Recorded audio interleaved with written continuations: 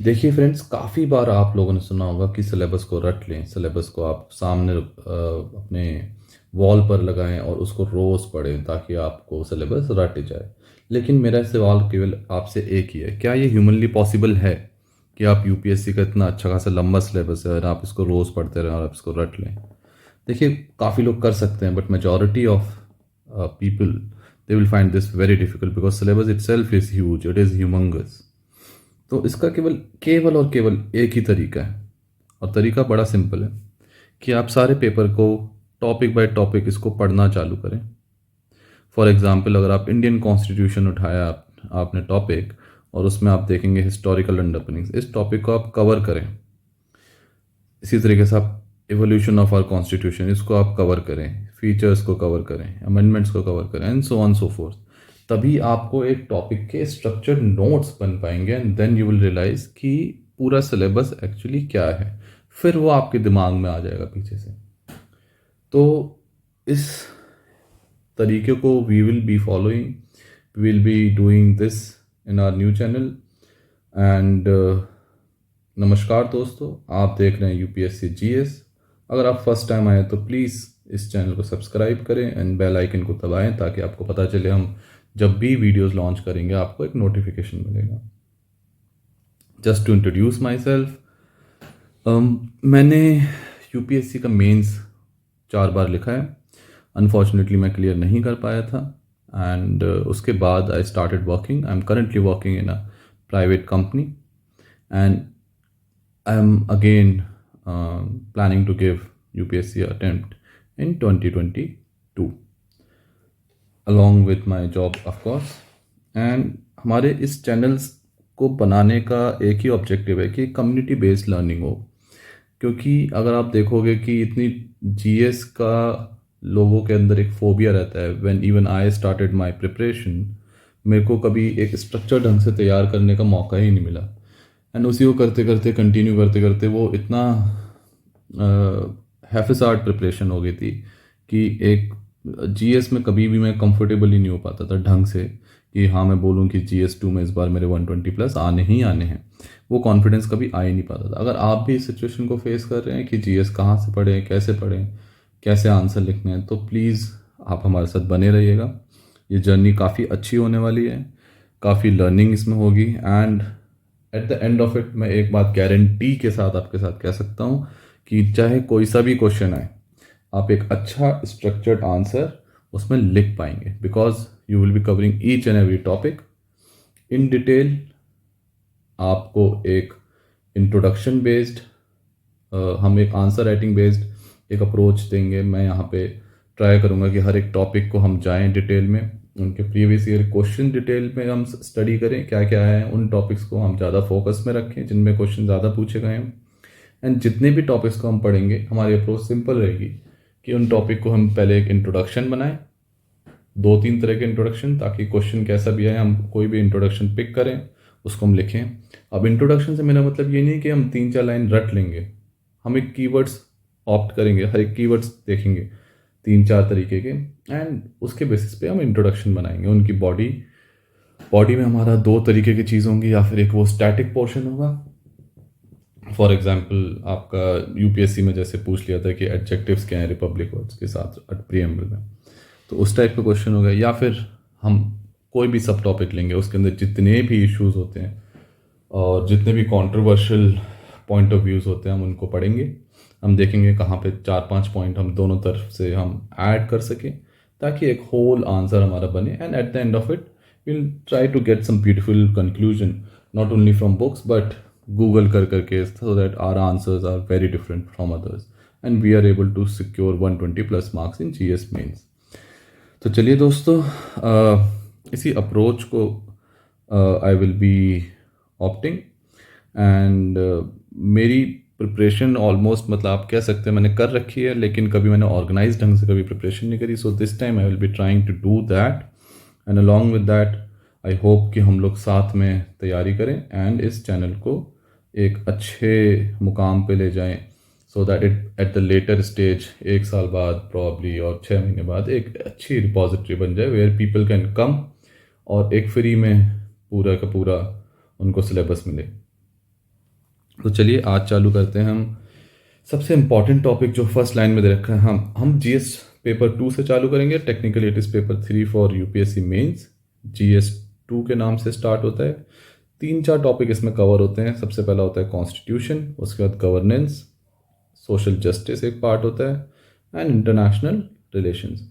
Focus हमारा start होगा हम कि इसी क्रोनोलॉजी में चलते रहें, लेकिन अगर हमें ज़रूरत पड़ी तो हम आगे पीछे जंप करेंगे। बट हमारा जैसे हमने स्टार्टिंग में कहा, हर एक टॉपिक को हम कवर ज़रूर करेंगे so that we cover 100% syllabus.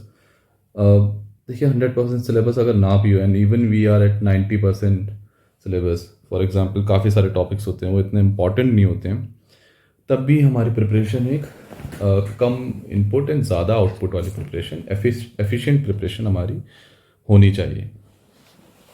और उस एफिशिएंसी को हमें बढ़ाने के लिए we are doing in depth research on previous year question.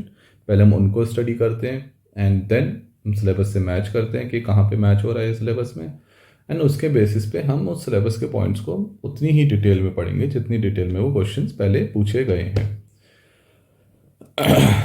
तो इसी चीज़ को हम आगे बढ़ाते हुए आज हम सबसे इम्पॉर्टेंट टॉपिक है जो यहाँ का, वो हम पहले पढ़ेंगे, विच इज़ सिग्निफिकेंट प्रोविजन।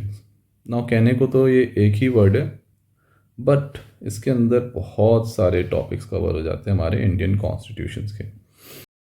थोड़ा सा फ्रेंड्स प्लीज़ माफ़ करिएगा मेरी राइटिंग को लेके। I bought this new tablet Samsung का, एंड इसमें I am finding it really difficult because screen काफ़ी स्लिपरी है, but later on I am very sure कि मेरी राइटिंग धीरे धीरे तो इम्प्रूव हो ही रही है, and I hope it will be legible to you. तो प्रियम्बल से हम स्टार्ट करेंगे आज, एंड प्रियम्बल हम देखेंगे क्यों होता है प्रियम्बल, और उसका इंट्रोडक्शन में हम एक कुछ लाइंस तैयार करेंगे ताकि आंसर में हम डायरेक्ट उन लाइंस को स्टार्ट कर सकें। फिर उसके अंदर क्या क्या क्वेश्चन अब तक यूपीएससी ने पूछे हैं, उसी के बेसिस पे हम एक कुछ आंसर मॉडल, आंसर फ्रेमवर्क्स तैयार करेंगे, and a conclusion line which will be applicable to most of the answers. तो सबसे पहले देखते हैं प्रियम्बल। इस वीडियो को हम अप्रॉक्सीमेटली 20 to 30 मिनट्स का रखेंगे, and it might be possible कि प्रियम्बल हम 2 वीडियोस में कवर कर लें पूरा। तो चलिए, तो सबसे पहला हमारा जो एनालिसिस आता है वो आता है कि हमारे प्रीवियस ईयर क्वेश्चंस कौन कौन से प्रियम्बल से पूछे गए हैं। अब ये मेरे नोट्स मेकिंग का स्टाइल है, मैं जैसे टॉपिक होता है उसी में इस तरह एरो करके प्रीवियस ईयर क्वेश्चंस भी लिख लेता हूँ सो दैट आई नो कि किस चीज़ पे फोकस करना। तो पहले पूछा गया है कि मेजर कमिटमेंट्स क्या क्या हैं प्रियम्बल में, why India is republic, fundamental values and philosophy of constitution as stated in preamble, significance पूछा है, and adjectives related to republic. तो इस टाइप के कुछ क्वेश्चन आते हैं। आपको थोड़ा बहुत थीम पता चल गया होगा कि प्रियम्बल में क्या पूछते हैं। तो चलिए चालू करते हैं। आप जैसा देख रहे होंगे फंडामेंटल राइट्स काफ़ी एलैबोरेट टॉपिक है एंड काफ़ी हॉट टॉपिक रहता है यूपीएससी मेंस में, तो उसमें थोड़ा टाइम लगेगा, लेकिन होपफुली काफ़ी ब्रेथ में हम डिस्कस कर लेंगे। पहले क्वेश्चन आता है प्रियम्बल होता क्या है, या फिर उससे पहले भी क्वेश्चन ये आता है कि प्रियम्बल की क्या वैल्यू है। या कभी दोस्तों आप लोगों ने सोचा है कि क्या सारी कंट्रीज़ में प्रियम्बल होता है, क्या अमेरिका के कॉन्स्टिट्यूशन में प्रियम्बल है, या यूके के सॉरी चाइना के कॉन्स्टिट्यूशन में प्रियम्बल अगर है तो कैसा है, क्यों इंडिया के प्रियम्बल को इतना सुंदर माना जाता है। तो कभी इन चीज़ों पे आपको थोड़ा सा नेचुरल क्वेश्चनिंग आपको थोड़ा करनी पड़ेगी आप यूपीएससी का आंसर लिखने, because when you start doing that आपके आंसर्स डिफरेंट होना चालू हो जाएंगे, and it is not difficult. For example मैंने थोड़ा सा गूगल करा दूसरे कंट्रीज़ के प्रियम्बल्स के बारे में, मुझे काफ़ी इंटरेस्टिंग फैक्ट्स पता चले। I don't know if you guys might be knowing this और not, but majority of the countries में प्रियम्बल नहीं होता है कॉन्स्टिट्यूशन में। तो एक स्टडी हुई थी अराउंड 110 प्रियम्बल्स की, एंड उसमें ओनली एंड ओनली 29 कंट्रीज़ के प्रियम्बल थे, राइट, विच इज़ मेरे को थोड़ा सा अच्छा लगा ये फैक्ट। एंड उसमें से इंडिया का कॉन्स्टिट्यूशन की काफ़ी प्रियम्बल की काफ़ी वैल्यू है, काफ़ी अच्छा माना जाता है।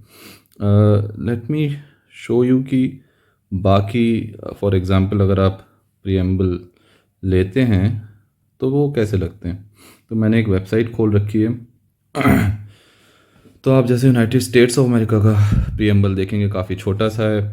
फ्रेंच प्रियम्बल भी not too much in detail, but for example आप इंडिया का कॉन्स्टिट्यूशन देखिए, इस वेबसाइट पर स्पेसिफिकली अलग से एक फ़ोटो दी गई है इंडियन कॉन्स्टिट्यूशन के प्रियम्बल की। और आप चाइना का प्रियम्बल देखिए, I mean it's kind of a small history. तो सब प्रियम्बल अलग अलग टाइप के हो सकते हैं, there is no definite format. तो प्रियम्बल बेसिकली है क्या, आपने ये डेफिनेशन तो ऑफ कोर्स लक्ष्मीकांत में पढ़ी ही होगी कि it refers to the introduction also known as the preface of the constitution. तो अगर कहीं पे भी प्रियम्बल का क्वेश्चन आए तो आप डेफिनेटली इस इंट्रोडक्शन को यूज़ कर सकते हैं। अगर आपको थोड़ा सा और एलैबोरेट करना है उसको, तो वहाँ पे ये मेंशन कर सकते हैं कि N.A. Palkhiwal, who was an eminent jurist, he said that it is the identity card of the constitution। अगर हिस्ट्री रिलेटेड क्वेश्चन आता है तो डेफिनेटली आपको ये वाला इंट्रोडक्शन यूज़ करना है कि it is preamble refers to the introduction and preface of the constitution which is based on the objective resolution moved by Pandit Jawaharlal Nehru।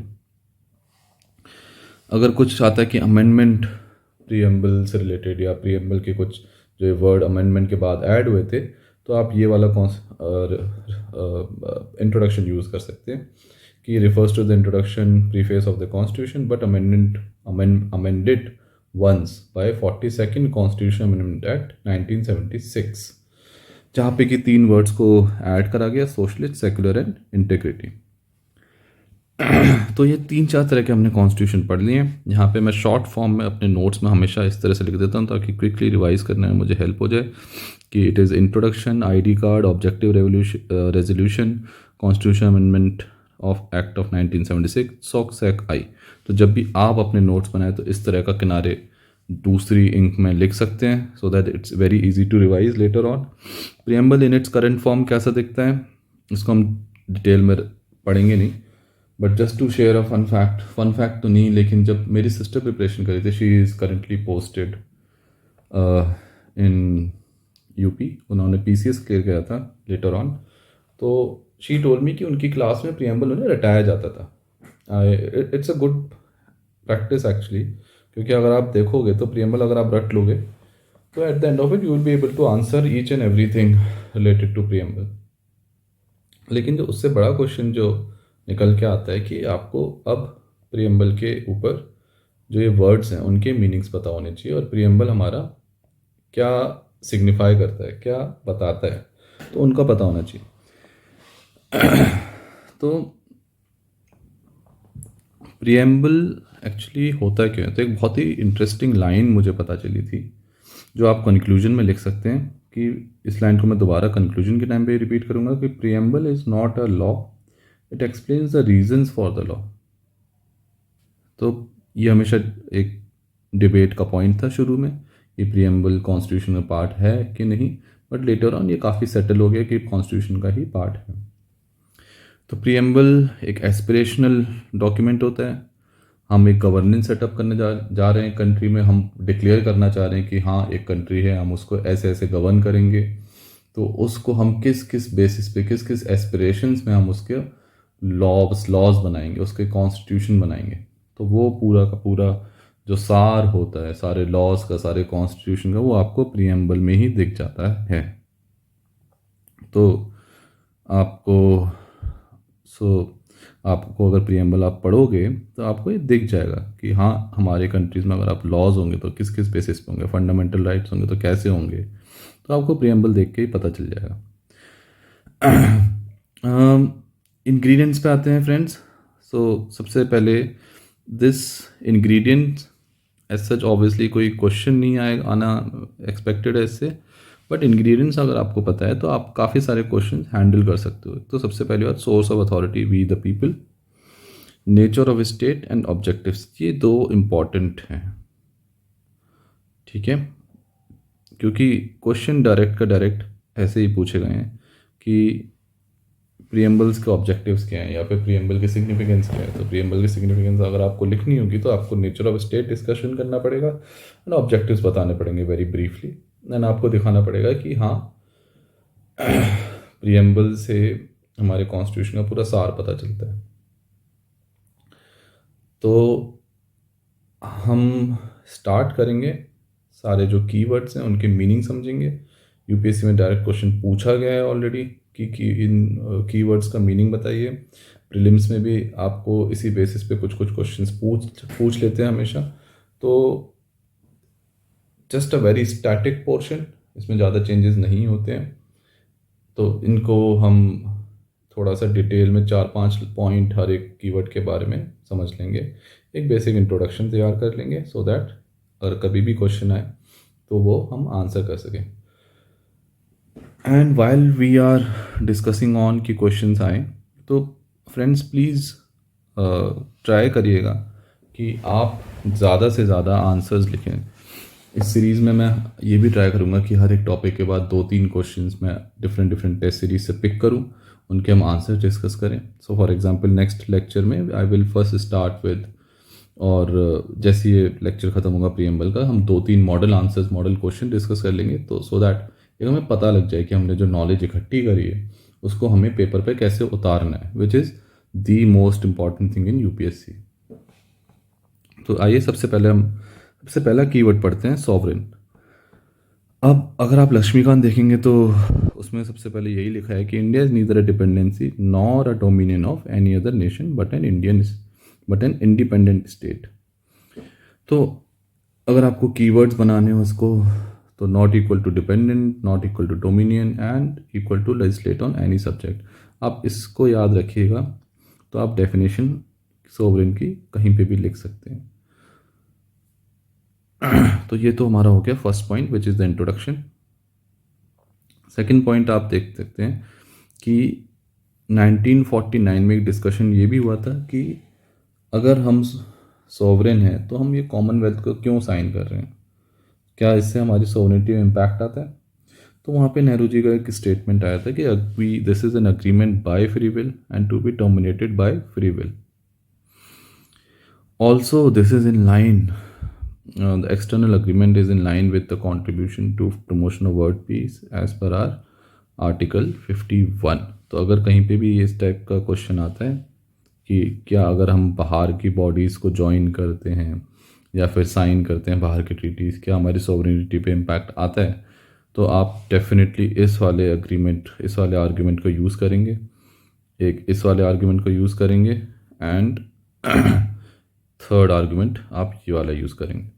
तो सॉवरेनिटी का बेसिक मतलब यही है कि हम फ्री हैं to conduct our own affairs, एंड अगर हम बाहर की चीज़ों को ज्वाइन कर लेते हैं तो इसका मतलब ये नहीं है कि हमारी सॉवरेनिटी इम्पैक्ट हो रही है।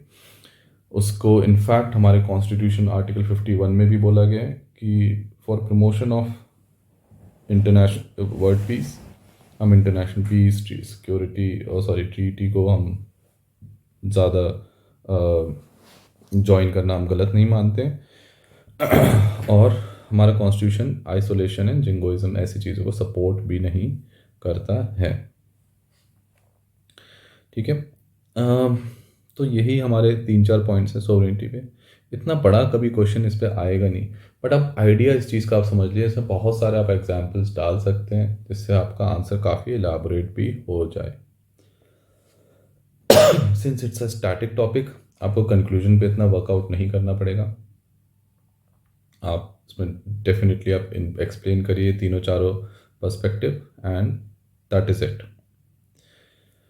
नेक्स्ट कीवर्ड पे आते हैं। प्रीएम्बल में जो मेंशन है वो है सोशलिस्ट। अब सोशलिस्ट हमारा कीवर्ड ऐड हुआ था 42nd constitutional amendment act of 1976। मुझे ये हमेशा कन्फ्यूजन रहती थी 1976 1978, तो 4 और 2 को अगर आप ऐड करोगे तो 6 बनता है, तो 6, तो ये 42nd 44 ये सारे उसी टाइम आए थे। इसी तरह 44 भी 1978 में आया था। तो कहीं पे भी इंट्रोडक्शन अगर आपको देना हो तो आप ऑब्वियसली हमेशा इसी से चालू कर सकते हैं कि this word was added in 42nd Constitutional Amendment Act of 1976. But socialist content was always there in our constitution in DPSP. But after the addition, after 42nd Constitutional Amendment Act of 1976, it has become explicit.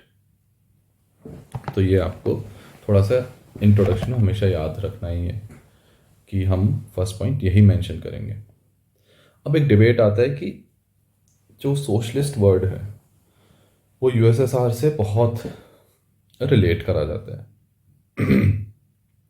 तो क्या India, हम उस direction में बोलना चाह रहे हैं कि वी आर लाइक यूएसएसआर, या जो सोशलिज्म जो एक कॉन्सेप्ट था क्या हमने उसको अपने 1976 में उसको ऐड करके क्या हम उस तरफ जाना चाह रहे हैं? ऐसा नहीं है. और इसी चीज़ को हमने सेकंड आर्ग्यूमेंट में हमने सेकंड इसको डिटेल कराया कि India is a democratic socialism. India opted for democratic socialism and not communistic socialism. And इसी को इंदिरा गांधी जी ने बोला था कि India has our own brand of socialism. Democratic socialism बोले तो mixed economy and not elimination of private economy. Mixed economy मतलब जहाँ पर प्राइवेट एंड पब्लिक सेक्टर दोनों मिलके काम करेंगे. तो वैसे तो देखा जाए तो सोशलिज्म टर्म इंडियन कंटेक्स्ट में काफ़ी वेग रहा है, लेकिन एक केस हुआ था नकरा केस 1983 में, जहाँ पे सुप्रीम कोर्ट ने कुछ इस पर लाइट डाली थी कि Indian socialism means elimination of inequality of income, status and provide decent standard of living to working people. तो सुप्रीम कोर्ट ने थोड़ा सा क्लैरिफाई किया था कि एक ये भी मतलब है. तो हमारे तीन चीज़ें तैयार हो गई. एक इंट्रोडक्शन, एक पहला डिबेट था कि democratic socialism versus communistic socialism, जहाँ पे आप इंदिरा गांधी का स्टेटमेंट लिख सकते हैं. And third is term has always remain vague. और नकरा केस में सुप्रीम कोर्ट ने बोला था कि eliminate inequality of income, status and provide decent standard of living to working people. तो 3 पॉइंट आपके तैयार हो गए इस पर. आप एक चीज़ मैं यहाँ पे बोलना चाहूँगा फ्रेंड्स कि पॉलिटी GS2 में अगर आपको स्कोर करना है तो आपको थोड़ा सा एक्स्ट्रा एफर्ट डालना पड़ेगा केसेस की तरफ एंड आर्टिकल्स की तरफ. आई नो काफ़ी लोग बोलते हैं कि आर्टिकल्स लिखना ज़रूरी नहीं होते, बट ट्रस्ट मी, अगर आप खुद एक एग्जामिनर है, अगर आप 2 लोगों की कॉपीज चेक कर रहे हैं और उसमें से एक ने हर एक पॉइंट्स में आर्टिकल लिखे हुए हैं, दूसरे ने आर्टिकल नहीं लिखे, तो मैं आपसे पूछता हूँ आप 1 मार्क्स किसको एक्स्ट्रा देंगे? And UPSC is all about 1 marks in each question. तो आप प्लीज़ थोड़ा सा एक्स्ट्रा एफर्ट डालिए. आपकी ये लाइफ टाइम का प्रिपरेशन है, लाइफ टाइम का गोल होता है. किसी भी चीज़ को आप हल्के में ना लें. एंड उस चीज़ को अगर आप हल्के में लेंगे तो कंपटीशन बहुत सीवियर है यूपीएससी में. इस चीज़ को मैंने रियलाइज़ किया जब मैं कंपटीशन की प्रिपरेशन में आया था. मैं एक अच्छे खासे MBA कॉलेज से पढ़ा हुआ हूँ, तो मुझे लगता था मैं बहुत इजीली क्रैक कर लूँगा. बट ट्रस्ट में मतलब ये बहुत ही गलत हुआ, ये जो थिंकिंग थी मेरे साथ, एंड इसका कहीं ना कहीं नुकसान मुझे झेलना पड़ा. तो इसलिए प्लीज़ कोई भी कसर ना छोड़ें. जहाँ पे भी आपको लगता है कि एक एक्स्ट्रा वैल्यू एड पॉइंट मिलता है, उस चीज़ को आप ज़रूर इम्प्लीमेंट करें अपने आंसर राइटिंग में, अपने नोट्स में. ठीक है, तो सोशलिस्ट का हमने 3 पॉइंट्स ऑलरेडी देख लिए. इंट्रोडक्शन, थोड़ा सा DS वर्सेस CS का debate. DS means democratic socialism and CS means communistic socialism. And Indira Gandhi का आपका जो इसका स्टेटमेंट था वो term has however always remain vague. Supreme court has shed some light on it. ये हमने थर्ड पॉइंट तैयार कर लिया था. However, 1992 onwards, after the collapse of USSR, there has been trend towards privatization, divestment. Government sectors have opened up due to FDIs, and we can say that LPG has actually diluted the pure form of socialism. यहाँ पे आपको 4 point मिल गए. अगर socialism पे कोई सा भी आपको क्वेश्चन आता है कि एक्सप्लेन करने का, 10 मार्कर आता है, या फिर एक किसी क्वेश्चन का सब पार्ट होता है, then you can write good amount of material in that answer. चलिए तीसरा कीवर्ड पढ़ते हैं सेकुलरिज्म का. ये मैंने डायरेक्ट लक्ष्मीकांत से स्टेटमेंट लिए, तो इसको थोड़ा सा देख लेते हैं. जैसे कि हमने देखा था 3 वर्ड्स ऐड हुए थे, सेकुलरिज्म, सोशलिज्म एंड इंटेग्रिटी, हमारे 42nd कॉन्स्टिट्यूशन में. Same thing this word was also added. However supreme court ने इस वर्ड के लिए भी यही बोला है कि although secular state was not explicitly mentioned, but there can be no doubt that constitution makers wanted to establish a secular state. Article 25 से लेके 28 इसी के चलते हमने इंक्लूड करे कॉन्स्टिट्यूशन में. अब काफ़ी लोगों के दिमाग में ये क्वेश्चन आ रहा होगा कि सेकुलरिज्म एक्चुअली होता क्या है. तो इंडियन कॉन्स्टिट्यूशन में पॉजिटिव कॉन्सेप्ट ऑफ सेकुलरिज्म की बात करी गई है. I all religions in our country have same status and support from the states. तो ये हमारा इंट्रोडक्शन रहेगा अगर आप सेकुलरिज्म का कहीं पे आंसर लिखेंगे. फ्रेंड्स, बेस्ट तरीका है इन इंट्रोडक्शंस और इन सबको टेस्ट करने का कि ये अच्छे हैं कि नहीं, आप प्लीज़ आंसर्स लिखिए. ठीक है, अगर आप टेस्ट सीरीज ज्वाइन कर सकते हैं विजन आईएएस की या फिर कोई भी और कोचिंग इंस्टीट्यूट्स की, आप वहाँ पे इस टाइप के आंसर्स लिखिए, आप इसको टेस्ट करें, वहाँ के वैल्यूएटर्स क्या ओपिनियन देते हैं, and you will get to know कि इंट्रोडक्शन आपका अच्छा जा रहा है कि नहीं जा रहा. ठीक है, तो इस चीज़ को आप याद रखिएगा. This is the keyword positive concept of secularism, I same status and same support. Positive concept, same status, same support, ये कीवर्ड्स हैं इंट्रोडक्शन के लिए.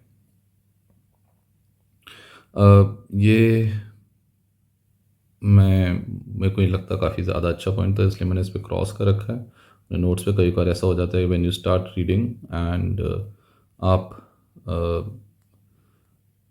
कुछ गलत पॉइंट्स भी उठा सकते हैं. So that's fine, that happens as a process of note making. But please when you realize कि हाँ आपके नोट्स क्रिस्प बन गए तो उन चीज़ों को हटा दें.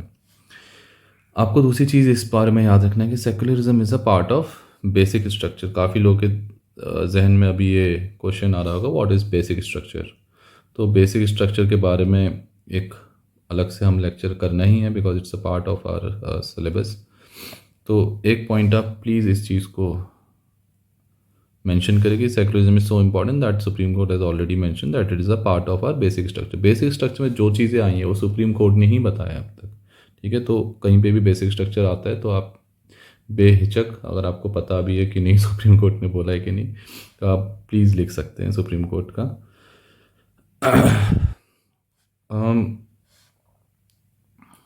आप देखोगे कि आर्टिकल 25 to 28 आप मेंशन कर सकते हो. It is a important keyword for this question, for this concept कि आर्टिकल 25 से लेकर 28 में liberty of belief, faith and worship बोला गया है. एंड इन प्रीएम्बल इन चीज़ों को हम बताना चाह रहे हैं स्पेसिफिकली. तो अगर आपको कहीं पे कंक्लूड करना हो सेकुलरिज्म का बारे में तो आप इस लाइन को हमेशा मेंशन कर सकते हैं. ये लाइन मुझे काफ़ी अच्छी लगी थी कि achievements of Indian state as a compare to a neighbours to hold a particular religion as which hold particular religion. For example Pakistan, Bangladesh, Sri Lanka, Burma, इन सब में एक स्टेट रिलीजन है. लेकिन India being a secular state हमने कभी स्टेट रिलीजन नहीं लगाए. एंड इट्स अ अचीवमेंट, क्योंकि जब इवन हमारा पार्टीशन भी हुआ था तो काफ़ी उस टाइम ये था कि हिंदू स्टेट है या फिर कोई पर्टिकुलर रिलीजन को उस टाइम भी काफ़ी वायलेंस भी हुआ था. तो काफ़ी सारे उस टाइम लोगों ने कमेंट्रीज करी थी. But it's an achievement that we have been finally able to establish and we should be proud of it that Indian state is a secular state. इसका कंक्लूजन के लिए मैं ट्राई करूँगा कुछ और अच्छा ढूंढूँ, बट आप मोटा मोटी इसमें 3-4 पॉइंट्स आप याद रखें कि एक तो इसका introduction, positive concept of secularism है इंडिया में कि हमारे religions in our country have same status and support from all the states. It is part of the basic structure. It is so important that it has been declared as a part of basic structure, and Article 25 to 28 has been specifically included for that. To conclude, that achievement of Indian state can be seen when we compare to her neighbors, where Pakistan, Bangladesh, Sri Lanka, Burma, they hold particular religion as state religion. Friends, topic का आज का हम last keyword discuss करेंगे. Already 30 minutes का topic हो चुका है. The last keyword is democratic. ये थोड़ा सा एक्चुअली बड़ा है, तो इसको हम we can start this in next lecture. But please let us know in comments कि आपको लेक्चर कैसा लगा. पहला लेक्चर शायद लंबा हो गया because I was talking a lot about how what to do and what not to do things, तो इस चक्कर में लंबा हो गया. बट अदरवाइज हम लोग जल्दी जल्दी सारे टॉपिक्स को हम जाएंगे एंड हर एक टॉपिक के हम तीन चार पॉइंट्स तैयार करेंगे, फिंगर्स पे टिप्स पे रखेंगे सारे पॉइंट्स, एंड हम इस तरह करके पूरा सिलेबस कंप्लीट करने की कोशिश करेंगे. अगर आपको वीडियो अच्छा लगे तो प्लीज़ लाइक करिएगा. कमेंट्स में प्लीज़ फीडबैक बताइएगा कि क्या चीज़ आप चाहते हैं, क्या स्पीड तेज़ है, स्पीड स्लो है, किस चीज़ को, अगर हमें लैंग्वेज बैरियर है तो प्लीज़ इस चीज़ को भी बताइएगा. राइटिंग का मैंने आपसे ऑलरेडी बोला है कि I will try to improve this, और वो इम्प्रूव हो जाएगी धीरे धीरे because this is a new tablet where I am doing this whole notes making and recording the lectures. So I think that's it for today. Please हमारे साथ जुड़िए, अपने फ्रेंड्स को बताइए, share this channel, and hopefully at the end of it we'll be having a very good journey together. Thank you friends and hope to see you soon. हमारा M रहेगा कि हम वीक में 2 से 3 लेक्चर्स हम लोग रिलीज़ कर पाएँ, एंड कहीं ना कहीं मैं ट्राई करूँगा कि जिस तरीके से वैल्यू ऐड हो पाएगा इस चैनल में हम और ऐड करें. Till then, thank you friends, see you soon.